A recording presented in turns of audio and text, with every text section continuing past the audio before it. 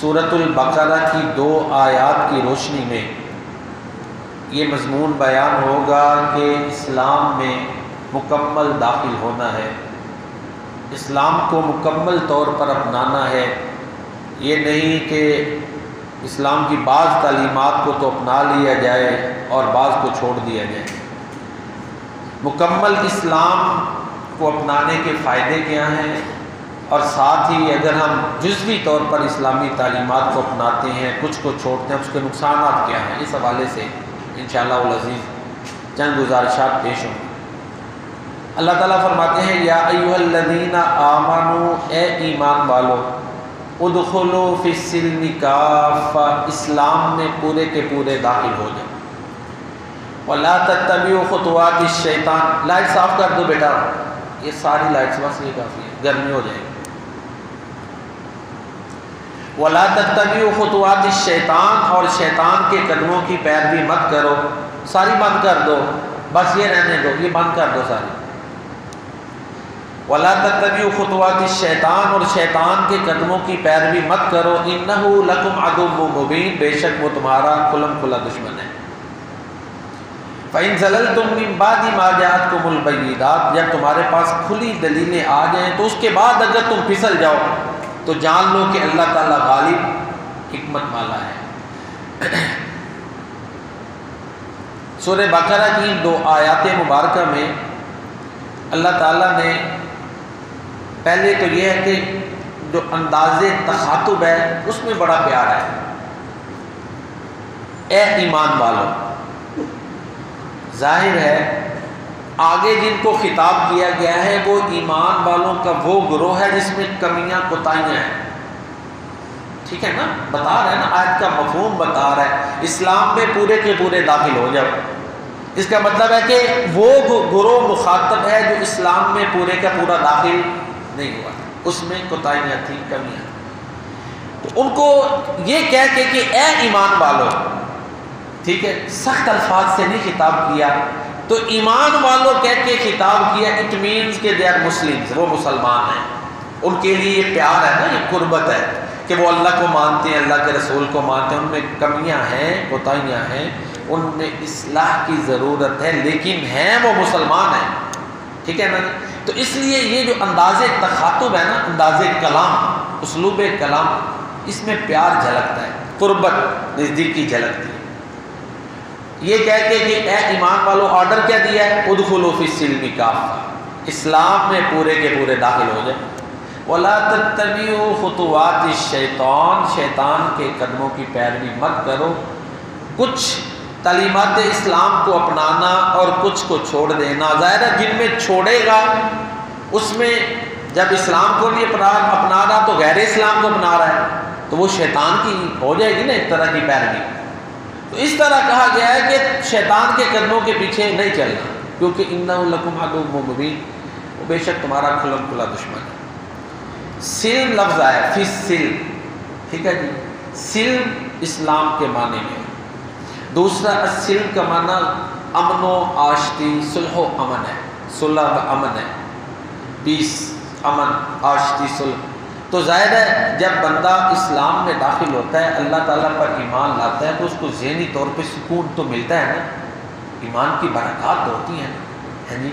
تو غیر مسلم جب اسلام میں داخل ہوتا ہے، اس کے ذہن کے اوپر اگر وہ بڑی ریسرچ کر کے اللہ کی رضا کے لیے داخل ہو رہا ہے، اس کو نتائج کا پتہ ہے کہ یہ دائمی کامیابی والا دین ہے، اخروی کامیابی جو ہے اسی میں ہے، تو ایک ذہنی سکون تو ملتا ہے، شکر کا جذبہ بھی ہوتا ہے۔ تو اس لیے فی السلم، اگر حقیقی امن، سکون، آشتی چاہیے تو وہ اسلام میں ہے، اللہ اور اس کے رسول کی فرما برداری میں، یہ اشارہ ہے۔ کافتن کا مطلب پورے کے پورے، سارے، یعنی مکمل طور پہ داخل ہونا ہے۔ تو یہ دو الفاظ تھے، ان کا یہ مطلب ہے۔ اب یہ جو آیت مبارکہ ہے نا، یہ دونوں آیات جو ہیں یہ کیوں نازل ہوئی، اس کا ایک پس منظر اور بیک گراؤنڈ ہے۔ وہ شان نزول جس کو ہم جو ہے نا مفسرین کی اصطلاح میں کہتے ہیں، اس کا شان نزول ہے۔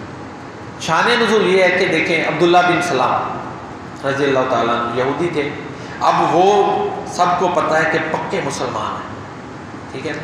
یہودیوں میں سے یہ پکے مسلمان تھے، اللہ تعالیٰ معاف فرمائے، ان میں کوئی منافقت والی کیفیت نہیں تھی. ان کی بڑی تعریف قرآن میں کہا ہے کہ جنہوں نے اہل کتاب میں سے اللہ کے نبی کے سچا ہونے کی گواہی دی وہ حضرت عبداللہ بن سلام کے بارے میں ہے. قُلْ أَرَأَيْتُمْ إِنْ كَانَ مِنْ عِنْدِ اللَّهِ وَكَفَرْتُمْ بِهِ وَشَهِدَ شَاهِدٌ مِّن بَنِي إِسْرَائِيلَ. سورہ الاحقاف ہے، پہلے رکوع کی آخری آیت کہ بنی اسرائیل میں سے جس نے گواہی دی کہ محمد کریم اللہ کے سچے رسول ہیں. مفسرین نے لکھا اس سے مراد عبداللہ بن سلام رضی اللہ تعالیٰ عنہ ہے. تو یہ عبداللہ بن سلام مسلمان ہو گئے. کچھ اور لوگ تھے اسلام لانے کے بعد، ان میں دو چیزیں ایسی تھیں جو انہوں نے پچھلے دین کی اپنے اندر رکھی. دو چیزیں اغلب جو تھی، ایک تو یہ ہے کہ ہفتے کے دن کی تعظیم. آپ کو پتہ ہے یہودیوں کا جو دن خاص ہے، جیسے ہمارا جمعہ ہے ان کا ہفتہ ہے. جیسے ہی یہ جمعے کے دن کا سورج غروب ہوگا، رات داخل شام کو، تو وہ ہفتے کی رات ہے. اس کے لیے وہ پھر خاص اہتمام کرتے تھے. پھر دن میں بھی کاروبار نہیں کرنا، ٹھیک ہے، سفر نہیں کرنا، پھر اس کے علاوہ عبادت کی طرف مائل ہونا ہے. یہ ہفتے والے دن ان کے لیے یہ ایک خصوصی اہتمام کیا جاتا تھا. اسلام میں داخل ہونے کے بعد بھی انہوں نے اس کو جاری رکھا. ٹھیک ہے جی، وہ ان کے ایک تھی نا پرانی چیز، انہوں نے اس کو کنٹینیو رکھا. دوسری چیز، حضرت یعقوب علیہ السلام نے وہ اونٹ کا گوشت اس کو ناپسند کیا تھا، تو یہ بھی اس کو ناپسند کرتے تھے پہلے بھی اسلام لانے کے بعد. اب یہ دو چیزیں جو تھیں ان کے اندر کہہ لیں کہ پچھلے جو دین یا مذہب کے جو اثرات تھے وہ باقی رہ گئے، اور انہوں نے باقاعدہ اس کو جاری رکھا، کنٹینیو رکھا. اور یہ بھی فرمایا کہ اللہ کے نبی ہمیں یہ اجازت دیں کہ ہم یہ کریں. ٹھیک ہے، تو اللہ تعالیٰ نے قرآن نازل کر دیا. اللہ اکبر. اللہ نے فرمایا اے ایمان والو ادخلوا فی السلم کافہ، اسلام میں پورے کے پورے داخل ہو جاؤ. اب تم مسلمان بن چکے ہو، اب پچھلا جو مذہب منسوخ ہو چکا ہے. اب ایسا نہیں کہ اس کی کچھ چیزوں پر عمل کرتے رہو، نہیں، اب مسلمان بن چکے ہو تو اب اسلام پہ عمل کرنا ہے. اس طرح اسلام کا مسلمانوں کا گراف نیچے جاتا ہے، کیونکہ اسلام بعد میں آیا ہے. اور اسلام اگر پہلے لوگوں سے کوئی اچھی بات کوئی یہودیوں سے لے لے، کوئی عیسائیوں سے لے لے، کوئی فلاں سے لے لے، تو انہوں نے تو ڈنڈورا پیٹنا، جی اچھا نیا دین ہے، یہ چیز انہوں نے ہم سے سیکھی ہے. آپ کو پتہ ہے تانے بچتے ہیں، پھر بڑا کچھ ہوتا ہے. اس لیے اسلام جو کہ سب سے بڑا دین ہے، مکمل دین ہے، جو یعنی سپیریئر دین ہے، پرفیکٹ شکل ہے نا. کیونکہ پچھلوں نے تو بڑی کوتاہیاں پیدا کی ہوئی تھی اپنے اندر. ان کی جب اسلام نے آ کے اصلاحات کرنی ہے، ان کو گائیڈ کرنا ہے، تو اگر کچھ چیزیں ان سے لے تو پھر درست نہیں ہے. یہ اثرات ہوتے ہیں مسلمانوں پہ بھی. اس لیے فرمایا ادخلوا فی السلم کافہ، اسلام میں پورے کے پورے داخل ہو. اب تم نے ان سے کچھ نہیں لینا. اس کا ایک واقعہ اور بھی ملتا ہے. سیدنا عمر فاروق رضی اللہ تعالیٰ، ٹھیک ہے، ایک دفعہ تورات لے کر آ گئے اور پیارے نبی کریم صلی اللہ علیہ وسلم کے سامنے اس کی کچھ نصیحتیں پڑھنا شروع کر. پیارے نبی کریم صلی اللہ علیہ وآلہ وسلم کا چہرہ غصے سے متغیر ہو گیا. صحابی پاس تھے، انہوں نے کہا عمر تیری والدہ تمہیں گم پائے، تو اللہ کے نبی کے چہرے کی طرف نہیں دیکھ رہا. جب عمر فاروق رضی اللہ تعالیٰ عنہ نے دیکھا تو فوراً کہہ دیا رضیت باللہ ربا وبالاسلام دینا وبمحمد نبیا، میں اللہ کے رب ہونے پہ راضی ہو گیا، اسلام کے دین ہونے پہ راضی ہو گیا، اور محمد صلی اللہ علیہ وسلم کے رسول ہونے پہ راضی ہو گیا. جب انہوں نے یہ پڑھا نا، ظاہر ہے موسیٰ علیہ السلام کی تعلیمات پڑھ رہے تھے نا وہ، تو اللہ کے پیارے نبی صلی اللہ علیہ وسلم نے پھر فرمایا کہ اے عمر سن لو، اگر موسیٰ آج زندہ ہوں تو مجھے چھوڑ کے ان کے پیچھے چلو گے تب بھی گمراہ ہو جاؤ. یہ دیکھیں میرے نبی کی شان، اللہ نے یہ ان کو مقام دیا ہے. اب میں یہ جملہ کئی دفعہ دہراؤں گا، ہو سکتا ہے، توجہ سے سنیے گا. جب اللہ کے نبی صلی اللہ علیہ وسلم کی تعلیمات کے ہوتے ہوئے کسی پچھلے نبی کی تعلیمات پر عمل کی گنجائش نہیں، اجازت نہیں، تو آج کے مولوی کی یہ جرت کیسے ہے کہ اپنی طرف سے عبادات بڑھا کے کہے یہ بھی کرو؟ کوشچن تو ہے کہ نہیں؟ خود دیکھ لیں. سنت کافی ہے بس، ہمارے لیے سنت کافی ہے بس، قرآن اور سنت. اپنی طرف سے یہ بھی اچھا عمل ہے نا جی کر لیں، فلاں بھی اچھا، نہیں نہیں، ہر اچھا عمل اللہ کے نبی نے بتا دیا بس وہی کرو بس. یہ ہمارا دوسرے بھائی مسلمانوں سے اختلاف ہے کچھ چیز، اور یہ رہنا ہے کیونکہ ہم چاہتے ہیں پیور چیز ہونی، بس قرآن اور سنت کافی ہے. اذان میرے نبی نے اللہ اکبر سے سکھائی ہے، یہاں سے شروع کرو، ٹھیک ہے نا. یہ چند سال ہوئے ہیں، پہلے کہتے ہیں اچھی بات ہی ہے نا بھائی. اس طرح پھر عام آدمی کو سمجھ ہی نہیں آتی کہ اصل کیا ہے، کہ مولوی صاحب نے جو اضافہ کیا وہ کیا ہے. اگر یہ چیزیں جو اب بہتر آپ سمجھ کے کر رہے ہیں تو پہلے دور میں کیوں نہیں ہوئی جو کہ سب سے بہتر دور تھا؟ اس پہ تو بڑے سوالات کھڑے ہو جاتے ہیں. تو بہرحال جب پچھلے نبیوں کی تعلیمات پر عمل کی اجازت نہیں، گنجائش نہیں، تو پھر کسی مولوی کی کیا جرت ہے کہ وہ کوئی کہے کہ یہ نیک عمل اچھا ہے، بڑھا کے کہہ دے کہ کر لو. ہم اختلاف کریں تو کہہ دی یہ تو اس بزرگوں کو نہیں مان رہا، تو جو مرضی کہتا رہے، ہمارے لیے میرے نبی کی سنت کافی ہے. دلیلیں آپ نے سن لی، جو آپ کا ذہن آپ کریں، ٹھیک ہے جی. ہر کام میں بس دیکھیں اللہ کے پیارے نبی کی سنت کیا ہے، وہ اس کو نہ بڑھائیں نہ گھٹائیں. ایک کیسے کوئی جرت کر لیتا ہے کہ یہ کام میرے نبی نے کیا اس میں کچھ اضافے کرتا پھرے، کم کرتا پھرے؟ یہ جرت بڑی جرت کی بات ہے نا، ٹھیک ہے نا. یہ تو ہو ہی نہیں سکتا. جتنا کام اللہ کے نبی نے بتایا اتنا ہی کرنا ہے. ایک اور چیز، جب کوئی تحریک شروع ہوتی ہے نا تو دو طرح کے لوگ ہوتے ہیں. کوئی بھی تحریک ہو، کچھ لوگ وہ ہوتے ہیں جو بڑے اس کی جو ہے نا مکمل طور پر اس کو فالو کرتے ہیں، جوش جذبے ولولے کے ساتھ اس تحریک میں شامل ہوتے ہیں. جب اسلام کی تحریک شروع ہوئی نا، پیارے نبی صلی اللہ علیہ وسلم نے جب دعوت کا آغاز کیا، ایک طرح کے لوگ وہ تھے جیسے ابو بکر صدیق رضی اللہ تعالیٰ عنہ ہیں، سیدنا عمر فاروق، سیدنا عثمان غنی، سیدنا علی المرتضیٰ، یہ عشرہ مبشرہ جو صحابہ کرام، اسی طرح اور جو دوسرے صحابہ کرام ان میں شامل ہو گئے، یہ لوگ ہیں. یہ ظاہر ہے مکمل اسلام کو فالو کرنے والے لوگ تھے. انہی کو ہی تو قرآن نے آئیڈیل قرار دیا ہے نا، کہ اگر تم نے ایگزامپلز لینی ہے پریکٹیکلی تو پھر ان لوگوں کو دیکھ لو، ان کے مطابق عمل کر لو. دوسرے وہ لوگ ہوتے ہیں جو کچھ عمل کرتے ہیں، کچھ کوتاہیاں رہتی ہیں، ہوتے ہیں نا، ہر طرح کے لوگ ہوتے ہیں. یہ دو طرح کی کیٹیگری ہوتی ہیں. تو اس آیت میں جیسے میں شروع میں عرض کر چکا، اس آیت مبارکہ میں وہ لوگ جو ہیں تو سچے لیکن ان میں کوتاہیاں ہیں، ان کو موٹیویٹ کیا گیا ہے کہ تم کوتاہیاں دور کر کے اپنے اندر بہتری لاؤ اور پورے کے پورے اسلام میں داخل ہو. اسی میں تمہاری بھی بہتری ہے، تمہارے دین کا بھی اس میں جو ایک امتیازی مقام ہے وہ قائم رہتا ہے. ایک جو اعلیٰ مقام ہے دین کا وہ قائم رہتا ہے کہ جنہوں نے پچھلوں سے کچھ نہیں لیا، الوحی کی بنیاد پہ ساری تعلیمات اللہ تعالیٰ کی طرف سے انہیں عطا کی گئی. ایک تو یہ ہے. دوسرا یہ بھی ہے کہ کوئی بھی تحریک ہو اس میں ابن الوقت لوگ بھی ہوتے ہیں، موقع پرست بھی ہوتے ہیں. چنانچہ منافقین بھی تھے. جنگ احد کے موقع پہ پتہ ہے نا، 300 کے قریب عبداللہ بن ابی کے ساتھ لوگ پیچھے چلے گئے تھے، چھوڑ کر چلے گئے. مسلمانوں منافقین تھے.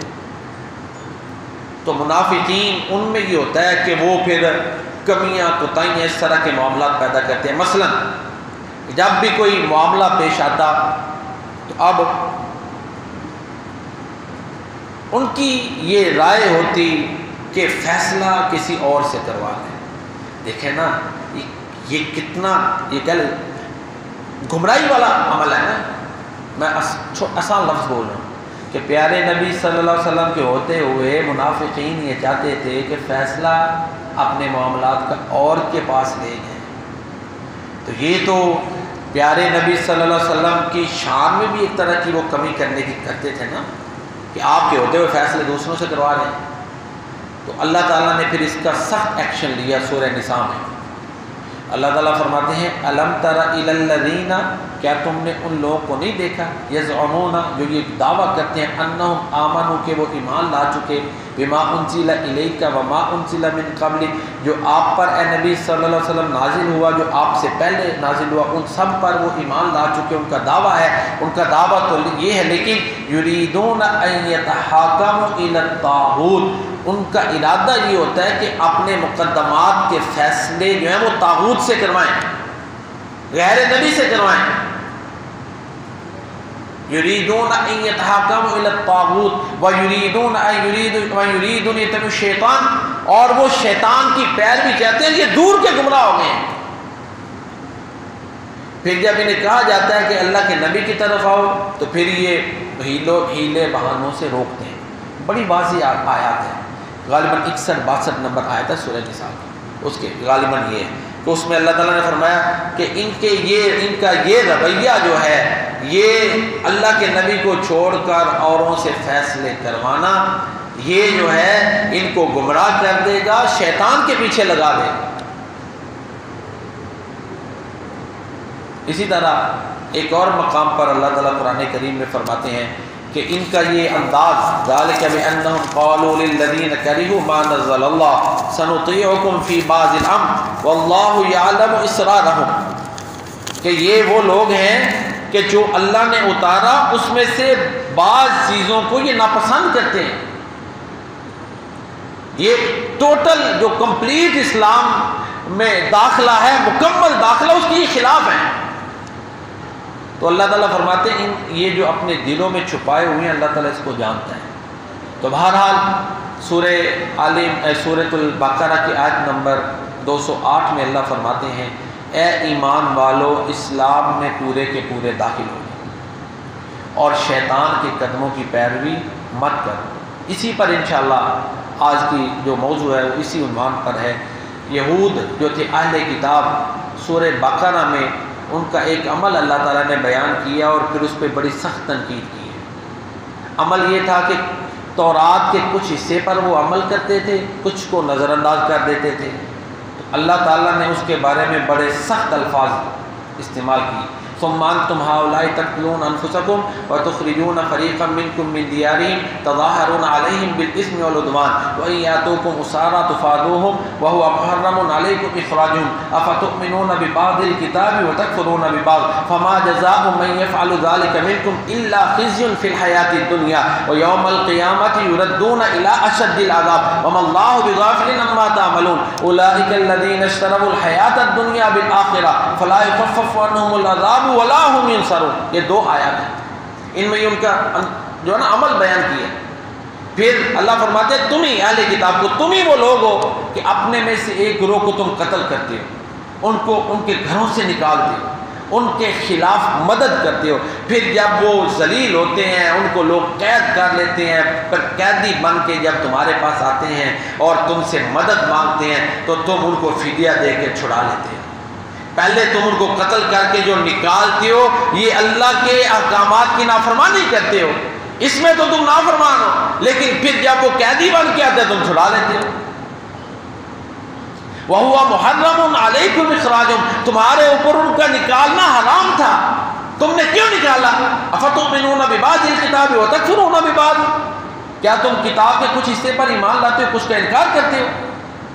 ڈانٹ ہے نا یہ، افتؤمنون ببعض الکتاب وتکفرون ببعض، ڈانٹا اللہ تعالیٰ نے ان کو کہ یہ کیا ہوا، کچھ حصے کو مانا کچھ کو نہیں مانا۔ اور آگے الفاظ دیکھیں فما جزاء من يفعل ذلك منكم الا خزي في الحیاة الدنیا، تم میں سے جو ایسا کرے گا وہ دنیا میں ذلیل ہوگا۔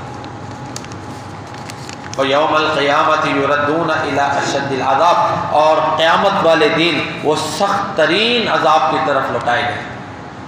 کتنی سخت ہے بھائی نے، ایسا کرنے سے دنیا میں بھی ذلت، آخرت کا بھی عذاب ہے۔ بات اہل کتاب کی گئی ہے، سمجھایا مسلمانوں کو بھی گیا ہے کہ تم نے بھی ان کی ڈگر پہ چلنا نہیں ہے۔ پھر آگے دیکھیں اولئک الذین اشتروا الحیاۃ الدنیا بالآخرہ، کیونکہ ظاہر ہے بندہ جن چیزوں کو چھوڑتا ہے اس سے ان کا نقصان ہوتا ہے۔ جن پہ عمل کرتا ہے ان سے فائدہ ہوتا ہے، اسی لیے ہوتا ہے نا۔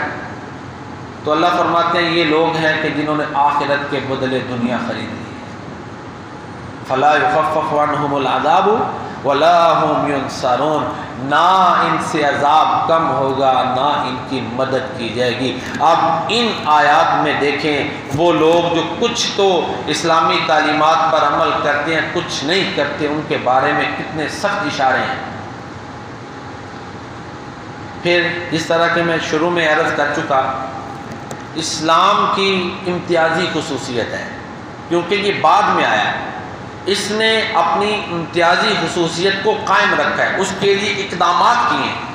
اگر دوسری قوموں سے مسلمان چیزیں لیں، نظریات لیں، تو اسلام کا گراف نیچے جاتا ہے۔ مثال کے طور پر کچھ ہمارے ہاں پتہ تحریکیں چلتی ہیں کہ جی اشتراکیت، یہ کارل مارکس جو ہے، جو رشیا میں نظام ہے معاشی نظام، اس کو بڑے لوگ فیور کرنے والے، ہمارے ادھر بڑے بڑے سیاستدان گزرے، میں نام نہیں لیتا۔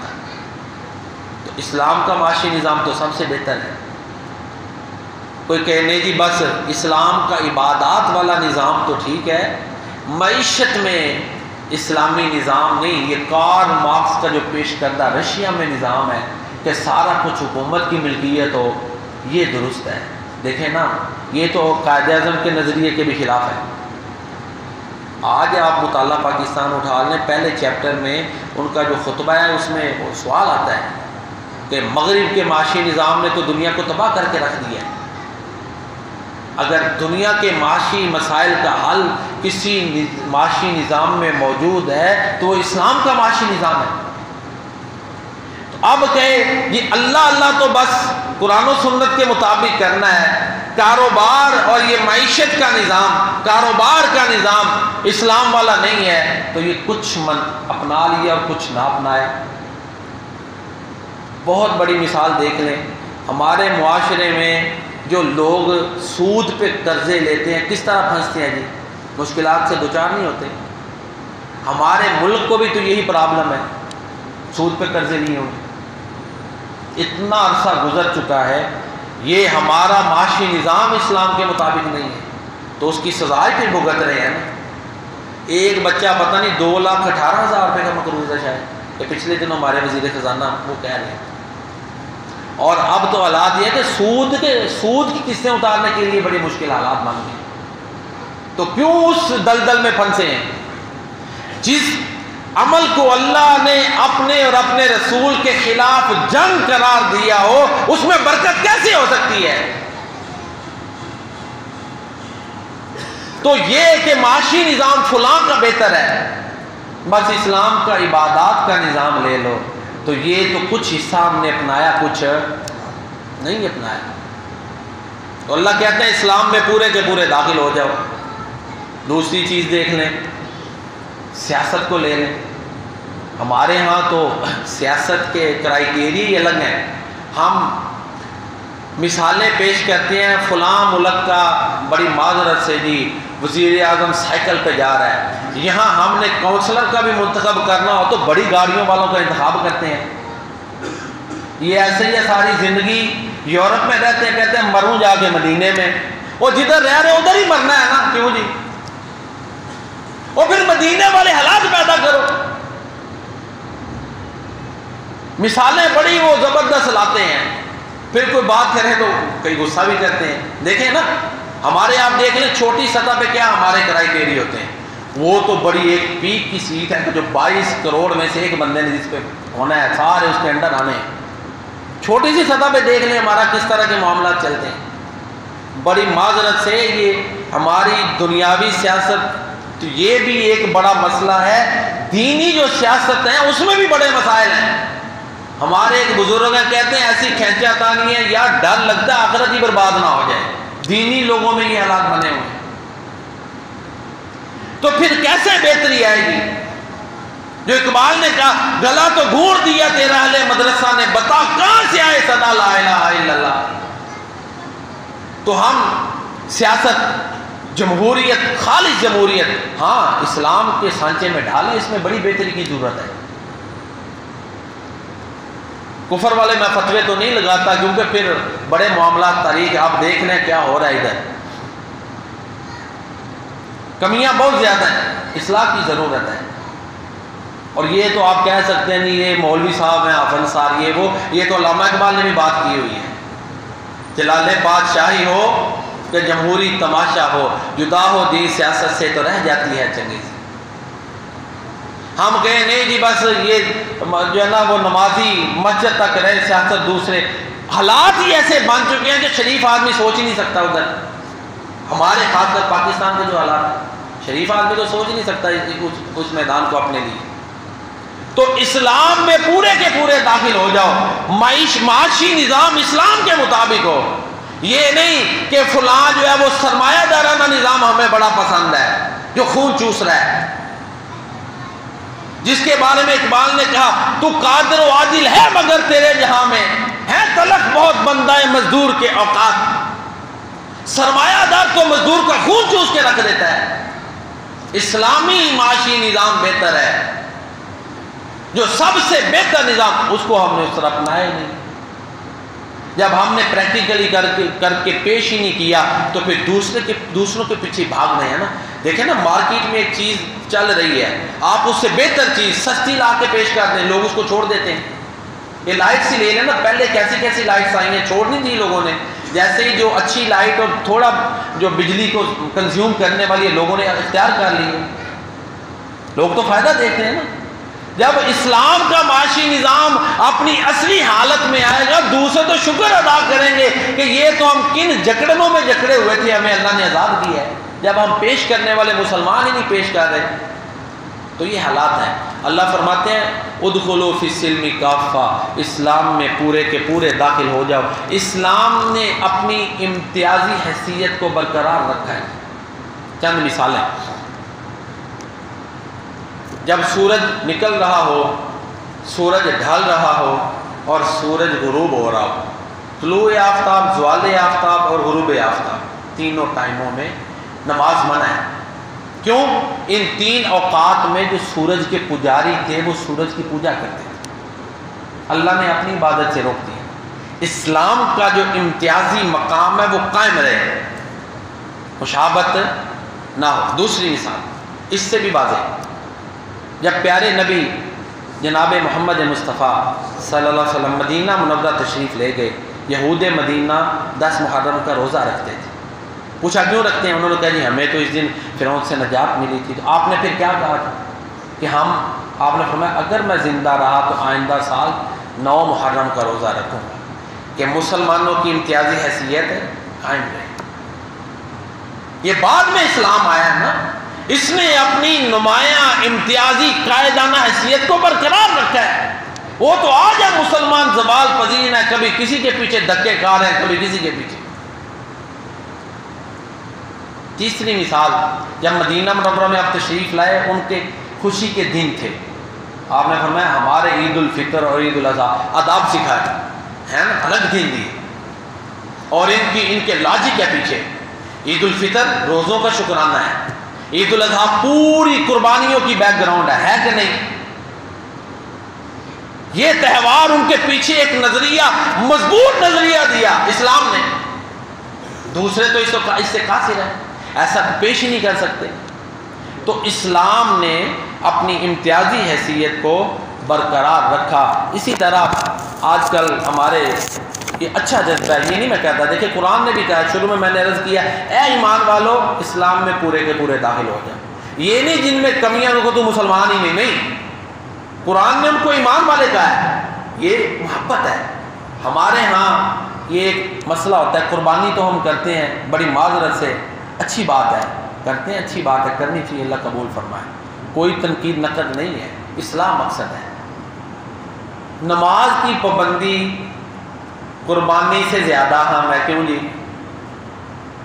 اب یہ ایک عمل تو کر رہے ہیں، چھوڑ رہے ہیں، سوال آپ پہ ہے۔ مقصد یہ نہیں کہ اب نماز نہیں پڑھتے تو قربانی بھی چھوڑ دیں، کوئی فائدہ نہیں، بہتری لانی چاہیے۔ اللہ کے خلاف بغاوت کر کے کدھر جائیں گے؟ راستہ ہی ایک ہے کہ اللہ کو مانے، بس ایک ہی راستہ ہے۔ اور پیارے نبی کریم جناب محمد مصطفیٰ صلی اللہ علیہ وآلہ وسلم کی تعلیمات کی روشنی میں مانیں، جہاں حلال رزق کا اہتمام کرتے ہیں، جہاں اتنی مہنگائی ہے، پیٹ کاٹ کے بڑے لوگ ہیں جو بڑے طریقے کے تحت جانور اللہ کے نام پہ ذبح کرتے ہیں۔ اچھی بات ہے، ہمارے معاشرے میں یہ اچھی روایت ہے۔ لوگ ابھی بھی اتنے مہنگائی کے باوجود سیکولر طبقوں کو بڑی تکلیف ہے کہ جی فلاں کام کر لیں فلاں کر لیں، لیکن پھر بھی اللہ کا شکر ہے، یہ اچھی روایت ہے کہ لوگ کر رہے ہیں، جانور اللہ کے نام پہ ذبح کر رہے ہیں۔ شکرانہ بھی ہے کہ یا اللہ ان کو تو نے ہمارے لیے پیدا کیا۔ ہر بندہ ظاہر ہے جانوروں سے استفادہ کرتا ہے، ہر بندہ، ہر سطح، دودھ دہی یہ ساری نعمتیں انہی کے ذریعے سے ہے نا۔ لہذا جہاں قربانی کرنی ہے وہاں پہ 5 نمازیں بھی پڑھنی چاہیے۔ یہ ایک پازیٹیو میسج ہے کہ ہمیں اپنے اندر بہتری سوچنی چاہیے، بغاوت نہیں، رسموں سے بڑھ کے آگے جو ان نیک عملوں کی روح ہے اس کو حاصل کرنے کی کوشش کرنی چاہیے۔ آج کے خطبہ جمعہ کا یہی میسج ہے۔ رگوں میں وہ لہو باقی نہیں ہے، اقبال نے کہا نا، رگوں میں وہ لہو باقی نہیں ہے، وہ دل وہ آرزو باقی نہیں ہے، نماز و روزہ و قربانی و حج یہ سب باقی ہے، روح باقی نہیں ہے۔ اس پہ اور بھی باتیں ہو سکتی تھی، اس پر اتفاق کرتے ہیں۔ ایک اور پچھلے جمعہ رہ گئی تھی، بعض دفعہ بندہ مسائل بیان کرتا ہے۔ ہمارے استاد تھے مولانا جمیل صاحب، اللہ تعالیٰ ان کی مغفرت فرمائے، جامعہ اصلیہ میں جیلم میں ان کے پاس پڑھتا تھا نا، 5ویں میں درس نظامی کا، جو یہ 1995 کی غالباً بات ہے۔ وہ بڑے کہہ لیں کہ اسپیکر تھے، پبلک ڈیلنگ بڑی تھی، وہ مدیر بھی تھے، بڑی گرپ تھی ان کی، بچوں کے قریب بھی کرنا، خوف بھی، بڑا زبردست ان کا مینجمنٹ تھا۔ میں ان سے البلاغۃ الواضحہ کتاب ان سے پڑھتے تھے، ہماری ادب کی کتاب ہے کہ یہ استعارہ کا استعمال کیا ہے، فلاں چیزیں کیا ہے، یہ چیزیں ان سے پڑھتے تھے۔ البلاغۃ الواضحہ ادب کی بہت زبردست کتاب ہے جو 8 سالہ درس نظامی کے نصاب میں شامل ہے۔ تو وہ کہا کرتے تھے کہ ایک بندہ بات کرتا ہے تو اس کے بس کی بات نہیں کہ ساری باتیں وہ کر کے، کوئی بعض ٹاپکس اس سے رہ جاتے ہیں۔ تو بہرحال ایک سوال یہ تھا کہ اگر ایک بندے نے بڑا جانور خریدا ہے، 7 حصے ہیں، ایک حصہ تو وہ اپنی طرف سے یا اپنی فیملی کی طرف سے کر لیتا ہے، دوسرا حصہ اپنے والد یا والدہ یا کسی کی طرف سے کر لے، تو یہ درست ہے۔ پچھلے خطبہ جمعہ میں یہی مقصد تھا کہ جو بندہ زندہ اور صاحب استطاعت ہے اس پہ قربانی لازم ہے، سنت مقدہ نا، وہ اپنی طرف سے کرے۔ ایک قربانی اپنی طرف سے اپنے گھر والوں کی طرف سے کافی ہے، جو اس کے عیال ہیں، عیال جن کا خرچ اس کے ذمہ ہے۔ اگر ماں باپ بھی اس کسی کے ساتھ ہیں، بوڑھے ہو چکے ہیں اور اللہ کی رحمت بڑی وسیع ہے، وہ ایک ہی جانور اپنے ماں باپ زندہ ہیں، بوڑھے ہیں، اس کے پاس ہیں، اپنی بیوی بچوں سب کی طرف سے کر دیتا ہے، اس کے پاس نہیں گنجائش الگ الگ کرنے کی، تو اللہ تعالیٰ کی رحمت بڑی وسیع ہے۔ عیال میں آگے نا جن کا خرچہ اس کے ذمہ ہے، تو سب کی طرف سے ایک جانور کافی ہو جائے۔ تو لہذا ایک حصہ اپنی طرف سے کرے گا، اپنی فیملی کی طرف سے، دوسرا تیسرا چوتھا جو بھی حصے ہیں وہ جن کی طرف سے مرضی کر لے۔ یہ ایک طرح کی نیکی ہے جو ان کے لیے ثواب کا ذریعہ بنتی ہے، اور شکرانہ بھی ہوتا ہے کہ یہ جو جانور اللہ نے ہمارے لیے پیدا کیے ہیں، ہم ان سے فائدہ اٹھاتے ہیں، تو اس اللہ کے نام پہ ذبح بھی کر رہے ہیں۔ ایک طرح کا شکر کا جذبہ بھی ہے، قربانی کا جذبہ بھی ہے۔ تو بہرحال میسج یہی ہے خطبہ کا کہ ہمیں کوشش کرنی چاہیے کہ جو ہمارے اندر کوتاہیاں ہیں نا، ہم ان کو دور کریں اور اپنے آپ کو بہتری کی طرف لے جائیں۔ اللہ تعالیٰ مجھے اور آپ کو اپنی اصلاح کرنے کی توفیق عطا فرمائے، آمین۔